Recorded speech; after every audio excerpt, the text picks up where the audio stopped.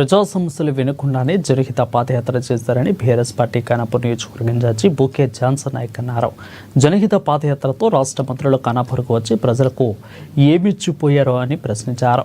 ఇక ఎన్నికల ముందు బాండ్ పేపర్లు పట్టుకుని డిక్లరేషన్ అంటూ తిరిగారని, ఇప్పుడు ఆ డిక్లరేషన్లను గంగలో కలపడానికి ఖానాపూర్కు వచ్చారని విమర్శించారు.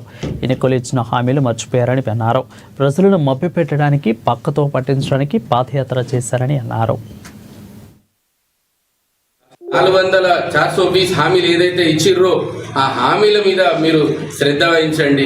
ఇదేదో ఇట్లా వచ్చి ప్రజలను దృష్టి మళ్లించడానికి పాదయాత్ర అని చెప్పి, పాదయాత్ర అంటే ప్రజల బాధలు కనుక్కోవడానికి పాదయాత్ర చేస్తారు ఎవరైనా కానీ. కానీ నిన్న జరిగిన యాత్ర ఖానాపూర్లో ఒక పేపర్లలో చూస్తున్నాం, ఎక్కడైనా సరే అరే ఎందుకు వచ్చినామని చెప్తారేమని ఎదురు చూసినాం. అరే ఏమని ఇస్తారా ఖానాపూర్కి, మన నియోజకవర్గ అభివృద్ధి కోసమైనా కానీ, లేకుంటే ఇంతమంది మంత్రులు వచ్చారు, రాష్ట్ర ఇన్ఛార్జ్ వచ్చారు, ఈసీ గారు వచ్చారు, మరి ఏదైనా ఇస్తారా అని కానీ ఒక్క మాట కూడా ఖానాపూర్ నియోజకవర్గం గురించి ఒక్క మాట కూడా మాట్లాడలేదు.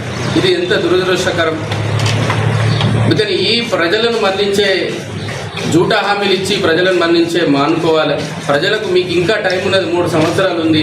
మీరు ఏదైతే 6 గ్యారెంటీలు అన్నారో, 420 హామీలు ఏదైతే ఇచ్చిర్రో ఆ హామీలు నెరవేర్చాలి.